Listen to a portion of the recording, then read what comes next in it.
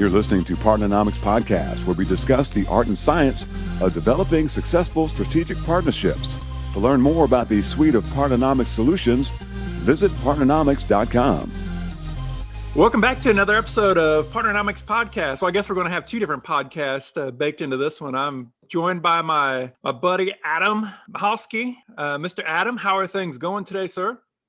Good. Gearing up for the 4th of July weekend. So super excited that we are able to finally do this. I know we've been talking about it for quite some time. So yeah, really pumped for this session. So Adam, what's the weather like up there? I've seen you guys on the news and like some record highs, right? Nice and warm?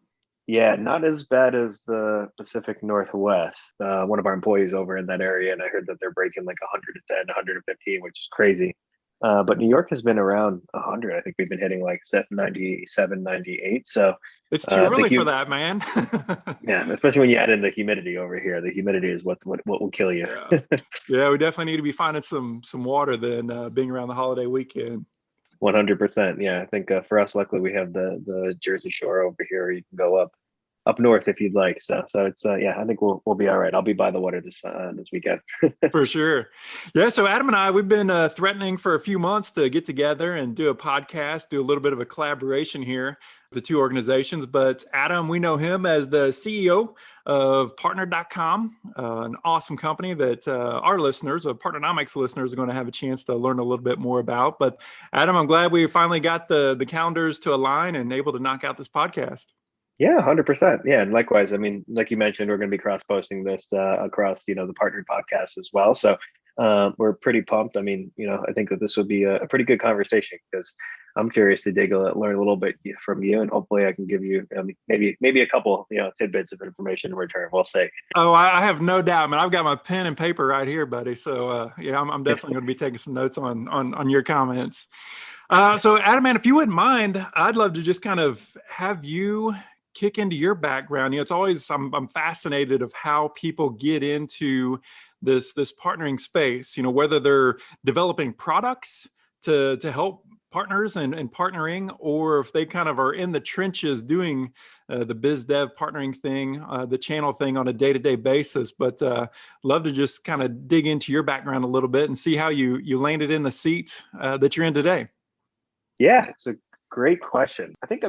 Go back. Pretty much my entire career, I've been doing go-to-market work more broadly.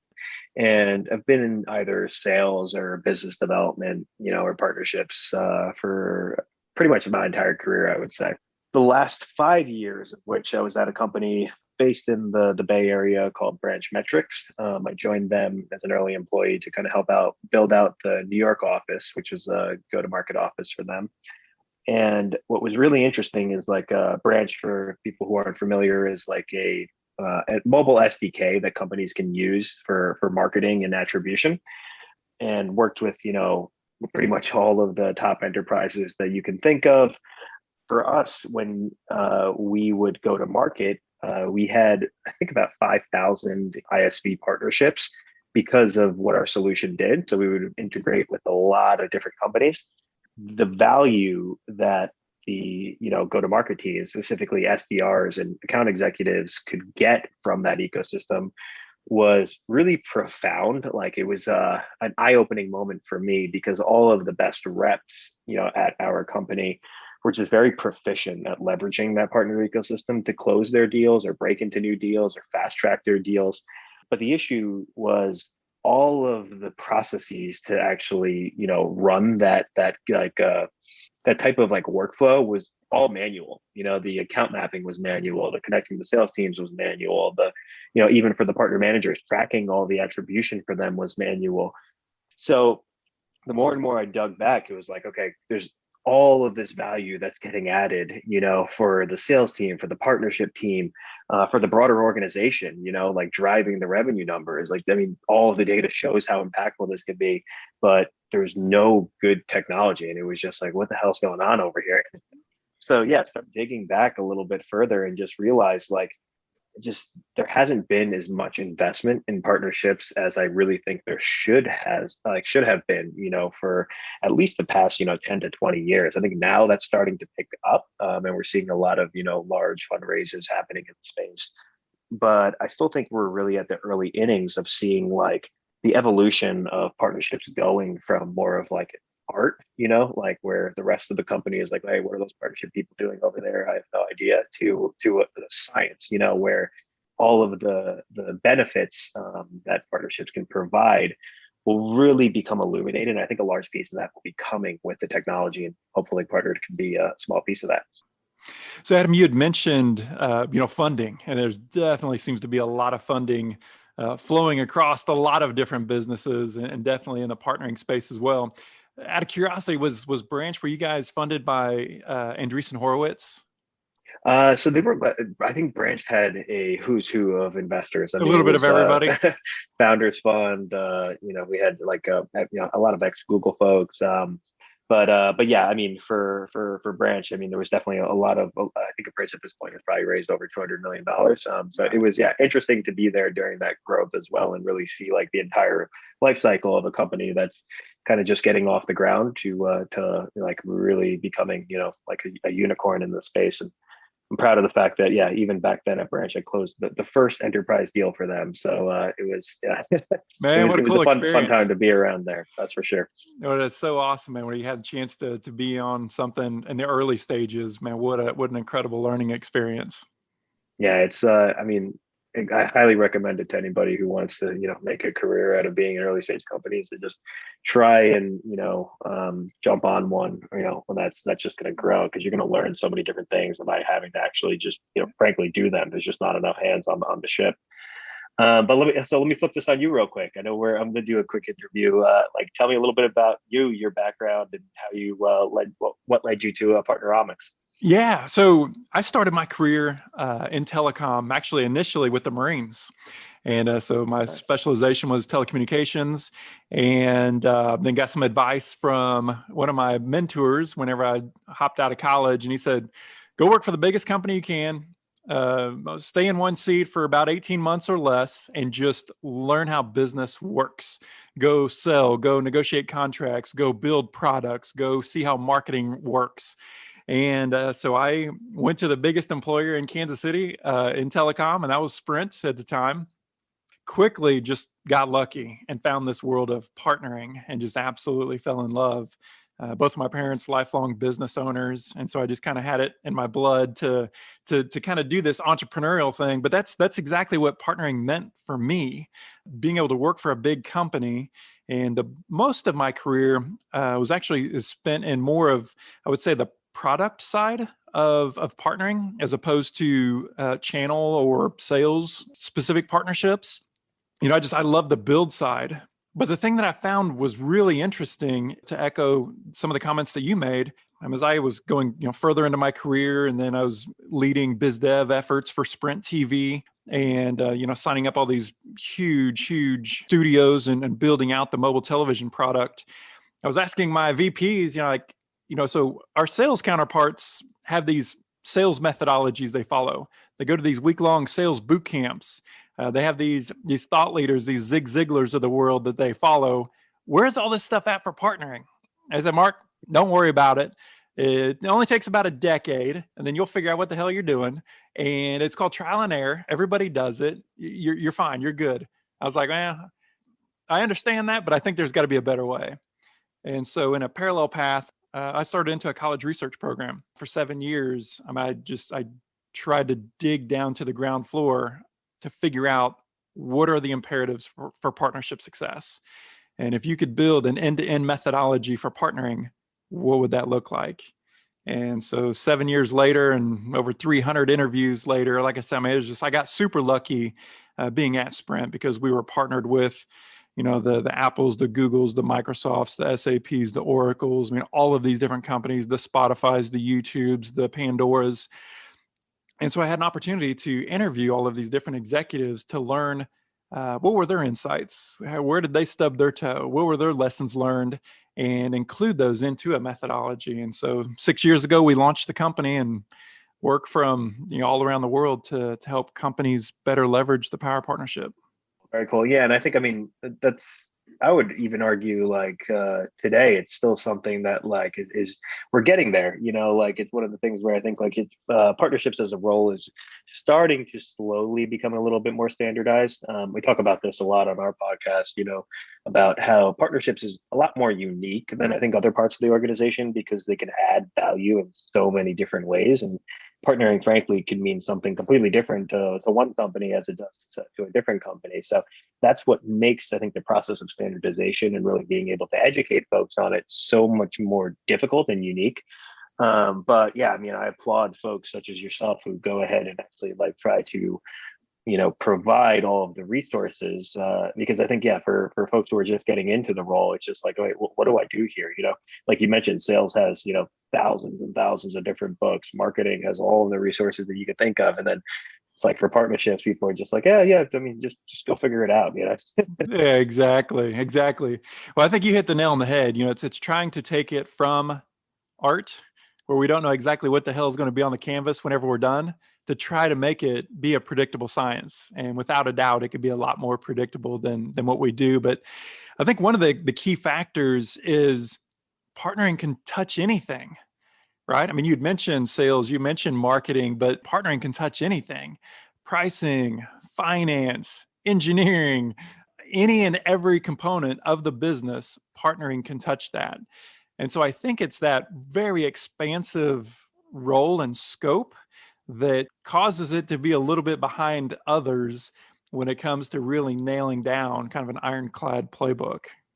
Especially with the technology and the space and stuff like that. The viewpoint that I kind of look at it from is Jay McBain, I think, puts out a really good piece for Forrester every single year on like how he breaks it down and like all the different pieces. And for us, I mean, we're really hyper focused on like, the co-selling component of being able to leverage your partner ecosystem. But there's to your point, so many different ways in which you can provide value from a partnership perspective. And I think each and every one of those, really has the nuances, both from like an education and enablement perspective, but then also like from I think what we'll be seeing more, hopefully, in like the tech, the partnership tech space, more automation of a lot of these processes and really being able to actually amplify the efforts that a lot of folks have traditionally, I think, been doing more manually or really doing as like treating it as a human problem rather than a technology problem. So yeah, I'm pretty pumped to see, like a lot of that fruition. I think we're really in the minute, like the beginning of it. Jay puts it pretty well. It's like the decade of partnerships, and I think we're just getting started. So. Yeah, man, I totally agree. I think, I think back to some of the bigger partnering teams that I was on at Sprint, sometimes 28, 29, 30 plus partnering professionals. And we were doing deals, if there were 30 people, we were doing deals 30 different ways. I can't help but to think back then and definitely today that there's got to be some efficiencies that can come out of having a standardized process. And one of the things that I'm really excited about is the work that companies like you are doing is to bring data in to really illuminate what's going on under the hood. And so we can better equip partnering professionals to make better decisions. And also, to your point, there's a lot of stuff that is kind of a manual process, or we're maybe making bad decisions because we're not using data. And so I think there's opportunities to glean a lot of insights and to not only accelerate the process, but it all comes down to greater levels of success. I mean, so many studies have shown 70% failure rate at the 2-year mark, 70% failure rate. So thank God partnering is valuable, and CEOs, boards, all the way down see it as valuable. So we have jobs, but man, that just goes to show you how much room for improvement there is. Obviously, it's never going to hit 100%, but it's got to be a hell of a lot better than 30% success. Yeah, and I think, I mean, you touched on a really, really important point there that I think is near and dear to my heart is the data component. Like, because I think, like, when you look at any B2B organization, which is really where we focus, like at the end of the day, you have to be metrics driven or data driven as an organization. And the issue that I think has been like so foundational to holding partnerships back is that, when it comes to the end of the quarter, or when it comes to projecting what you're going to do for the upcoming year, and then the end of the quarter or the end of the year when you have to report back on what you did, you think about like every other part of the organization, tangible metrics that they can really provide, not only in advance, but also historically to say how they're performing. And I think because partnerships can add value in so many different ways, it's yes, you can do this in some way, shape, or form, but still a lot of those processes and workflows are really insufficient in a lot of ways, which ultimately leads to like at the end of at the end of the quarter, the end of the year, when you're looking back, the exec team is getting, at some organizations we've seen like 60 to 80% less attribution than they actually should be getting. So when the exec team's looking at that, it looks like sales is crushing it, marketing is crushing it, and then it's just like, okay, partnerships, it looks like they're doing something. But the reality is like when you actually do properly attribute all the activities, is like it becomes very, very clear how impactful the partnership organization is. And I think we've even seen over the last year or so, we're past that point now, but back when, everything, companies started having to tighten the belt and everything, like you see the effects of this really, really like, front and center, where it's like, okay, well, we have to cut resources, and companies, will look to cut partnerships because they're like, oh, data shows that they're not actually performing. And then, the little trailing indicators will show how short-sighted of that decision was. And then they're like, oh, wait, what's going on here? But I think a lot of that is just really getting the right data infrastructure and attribution in place. And once you can start to see that, like the effect that partnerships have, again, for us, we're really focusing heavily on the sales cycle. It really becomes so obvious that partnerships are touching probably the vast majority of your deals from like an influence standpoint. Sourcing likely, anywhere from 20 to 40% if you're in like a good program. And then also being able to, really influence a substantial amount of your pipeline. So yeah, I think once you start to actually put data behind that, then it becomes so clear why partnerships is important to the organization, why it requires additional investment, and why you should definitely not be firing those folks. Yeah, definitely. I think we finally hit that inflection point where, the CEO, the C-suite, they understand, they know there's value there. And now it's a matter of making the investment into tools like yours and others to really start to illuminate that a lot better. Because before it was a lot of guessing, even understanding like what the full process is and how the partnering team is pulled into it, getting that process nailed down, getting everybody using that process, pulling data in, getting data clean, right? Kind of junk in, junk out. Well, how can we make sure that, that we're getting that clean data and putting it into tools, like yours, so that it does illuminate that and it informs our decisions, and we can get better. As I think back to my career, I'm sure you're the same way. Think back 20 years ago, we have come a long ways in 20 years of pulling data, having better dashboards, actually having data that's usable, Yep. Especially from the partnering space, because up until, very recent, we just were not there. Yeah, exactly. You can try to figure it out all yourself, or you can just head over to partner.com and we can figure it out for you. No, I had to go ahead and plug it, but I promise that'll be the only time. I guess so I had some questions for you that I think would be interesting here. You've spent 7 years, like obviously thinking through all the nooks and crannies of like how you can go about getting somebody from really basic knowledge of partnerships all the way up to like becoming an expert. So I would be curious, like if you had to sum that up and just hit on like the top 3 points that are really you're trying to convey to those folks who are trying to essentially, really ramp their learning curve, what would those top 3 points be? Man, big question there. And so I guess I would like to start off by answering it by just saying that partnerships, a lot of times, because approximately 75% of partnerships are more sales focused. A lot of people, whenever they just think of partnerships, a lot of times their brains just immediately go to sales. How can we do that? But really, partnering goes a bit higher than that.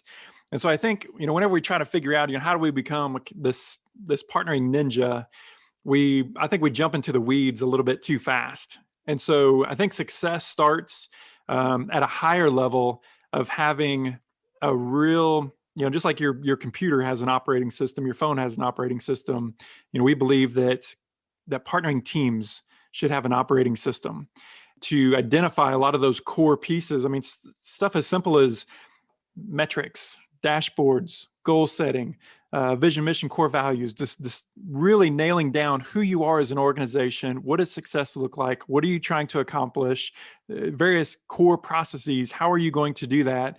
Really starting there and getting everybody on that same page. And then the second piece of that, from like kind of a big core process perspective, we call it the 5-phase partnering process. And this is that iterative flywheel that we go through of building the strategy with a specific, we call a strategic partnering plan, a 12-element plan. The second phase is engage. So going out and finding those partners that are well aligned with what we're trying to accomplish. I think so many times whenever we're seeking partners, we immediately go to whatever the resources that we need that will take our business to the next level, but we completely ignore, those softer side, the cultural side of what, at least we say 50% of the success equation. Over 50% of success of your partnerships happens before you ever sign a deal. It's not just about the deal terms, but it's really about having both strategic alignments and cultural alignments with those organizations. And so, I think partnership success and becoming a total partnership ninja, it really starts with understanding the underlying frameworks for success. And again, kind of like how we had talked about before, I think partnerships touches so many different things, especially if you're responsible for the full continuum of partnerships. So, what do I mean by that? Well, innovation. And I think as we step further into the future, the partnering tool is going to connect into the traditional channel, but it's going to use a lot more innovation. You mentioned Jay McBain earlier. He shares there needs to be a 10x increase in the quantity of partnerships over the next 3 to 5 years. And a lot of those partnerships that are going to come in are going to also include some innovation that's going to help us differentiate, but really it comes down to providing more value to our customers. And so it's everything from, I think a lot of things that are overlooked is emotional intelligence. So whenever we're thinking about how do we build rapport, how do we work with people, how do we resolve conflict, how do we relationship build, how do we have empathy, and it's not just checking a box that we understand it, but it's truly having those skills. And I personally think it takes a lifetime. I've been doing the partnering thing for over 2 decades. I've been researching partnership success at a very deep level for over 12 years. Man, there's still so much, further that we could go. Yeah, I have a good question here, and I don't want to open up all the wounds, but I was going to say, if you, when you were at Sprint and you were just getting started, if you could tell yourself, or wish you knew something at that point that you do now, like what would that be? And the reason why I asked this question is because I think it's super helpful. Like a lot of folks who are getting new into the role, like you're going to make mistakes no matter what, but I think it's the most important thing is like if you can, really avoid like the largest pitfalls out there, and like you can really do a good job of kind of just expediting your path of success. So I always love to learn like what are the things that are the obstacles that you wish you could have avoided. Man, awesome question. And that's exactly why I started Partneronomics, and what I had in mind is, Mark, what is the toolbox you wish you would have had day one to do this role? The importance of relationships, never burn a bridge. It's a small world. There's people that I literally teed up an email yesterday from somebody that I met 20 years ago for somebody else. It's such a small world after all. It's about relationships. It's about connection. But I would say my biggest takeaway is be willing to give value before or without even expecting value. I truly believe that it does come around. It is about kind of giving and having the giving heart. It's the difference between being transactional or collaborative. What I would say is try to help others be successful, and somehow magically you will be successful. Yeah, I think I'm going to spin it back on you now. You got to answer. That's such a good one. Yeah, because I mean, I think you're so right there. That at the end of the day, it's like you can't look at any like I mean, and that applies frankly to even more broadly than partnerships. I think it's just in life in general or any type of business. Like being able to actually provide value. It helps in so many different ways, and also just establishes you like as credible and establishes you as a thought leader. Like if people coming to you and asking for stuff. So I think like, it really is so helpful. And then eventually, karma will turn around and hopefully, reward you. So I think that's a really good one. I'm What going to do hit you I with think? another question, Adam. Yeah, let's do it. What's your view, just in general, on competition? I mean, if we think back to like Apple's life, a lot of people Yep. don't realize Apple is on the brink of bankruptcy. And it's been argued that if it wasn't for Microsoft, Mr. Gates pumping in, well over $100 million to give them a little bit more life, that they may never have survived. What's your general view on competition, and how does that play into, well, this concept of co-opetition? Do Yep. you see opportunities where you compete but then also partner? Yeah. I think that's a great question. So my stance, in pretty much, or I'd say 99% of scenarios, is that competition, I think, is very often you build like an entire like folklore on like why it's so important and why the competitors are really like, important. And at the end of the day, it's like usually I was having this conversation with somebody yesterday actually, where rising tides like will raise all ships. Like I think folks need to be less concerned about competition and frankly more concerned about like not having competition, at least at the earlier stages of a company and even into the growth stages. Because if you're doing something that is important, you're always going to have competition. Like at the end of the day, and if you're doing something that people want, there's always going to be competition. It's when you have no competition that you should be second guessing yourself and wondering if you're doing the right thing, because I mean, oftentimes then you're doing something that nobody cares about. Yeah, so So true. I think, I mean, my stance on it is like a go-to-market standpoint and just thinking about it from like a pure strategy perspective. Like I think competition is a good thing. Then I think, like the question then becomes like, how do you approach competition?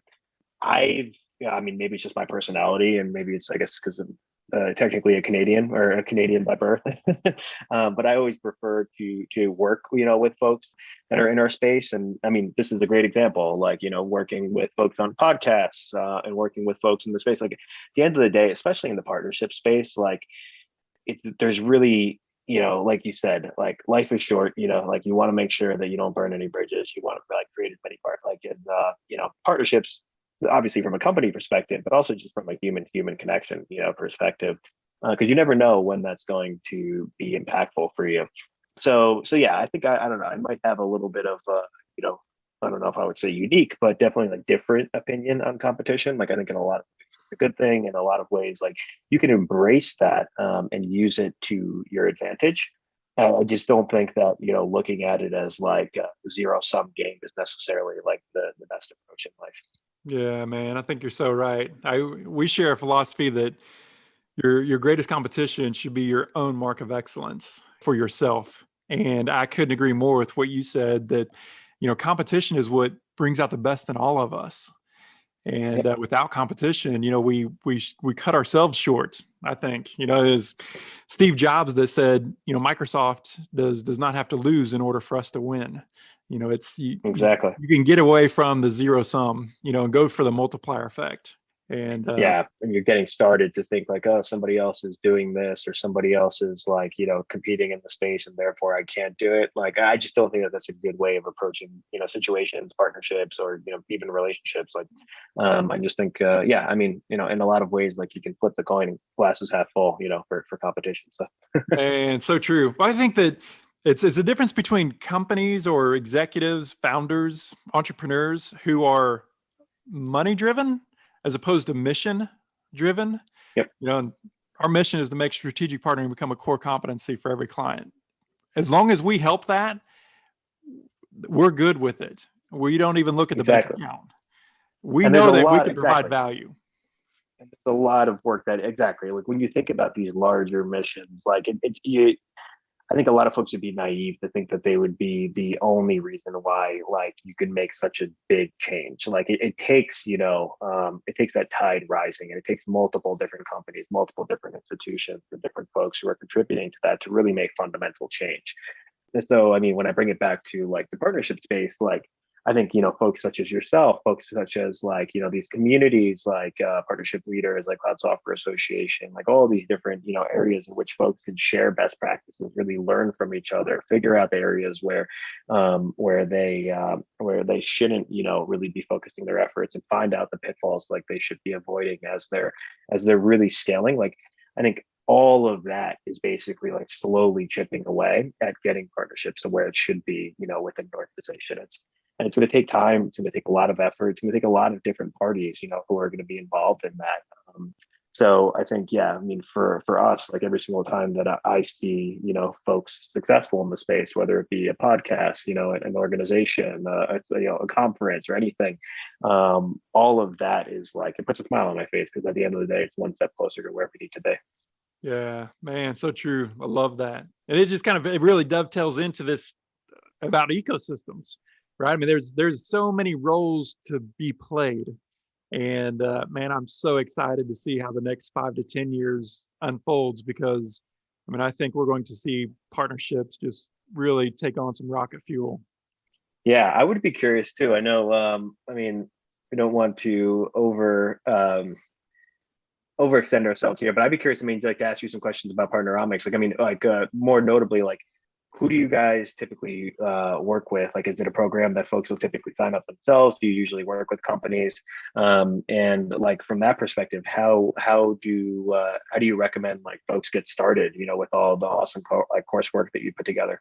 Yeah. Well, thanks for the question. In a nutshell, what we have developed is our 3 core courses, and each of those are 6 hours. It's all video based, but they're 6 hours each. And people can come onto our platform, partneronomics.com, go through the courses themselves, or what most people do is they either take what we call a cohort approach. So we have a 15-week program. So think of it as like a college class. We have a 15-week program where people go through all 3 courses over those 15 weeks, and they consume the video content, about an hour and 20 minutes per week on their own time.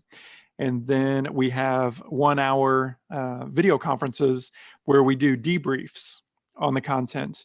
And so we have cohorts, which is up to 7 people from 7 different companies, or we have a team approach, like for example with Dell, that we took through that. It's 7 members from a single company, and so that just allows them to really dig into their own company processes, without worrying about sensitive information being shared. But we work globally, companies all over the world, from Fortune 50s all the way down to startups. I asked you earlier about Andreessen Horowitz. We do work with some of their different portfolio companies, but really companies of any size. The kind of the main thing is that we want to have full-time partnering professionals as our learners. So if somebody's just kind of in a part-time partnering role, it's usually not a good fit. Yeah, our core program is to take them through the 15-week coaching program, and it comes with a workbook that the idea is whenever they finish the 15 weeks, they literally have a 120-page workbook that is their team's, their company's partnering playbook. Very cool. Yeah, and I think so needed at a lot of organizations. So, I mean, for our folks listening on the Partner Podcast, I'll go ahead and I'll link out to some of those resources that Mark had mentioned in our show notes. So definitely be sure to check those out. On the Partneronomics side, Partneronomics Podcast, our listeners, how can they connect with you and to learn more about partner.com? Yeah, so I think a couple things. I mean, one, for us, the Partner Podcast is something that we post every Monday with the awesome folks such as yourself, who are really movers and shakers in the industry. Yep, and that's where we talk about best practices and really pitfall avoid. Yeah, Primarily, it is we an stay focused. awesome podcast. So everyone needs to jump in there and subscribe to it. So yeah, it's a lot of fun. I mean, I've learned a lot But yeah, you can check that out, partneredpodcast.com.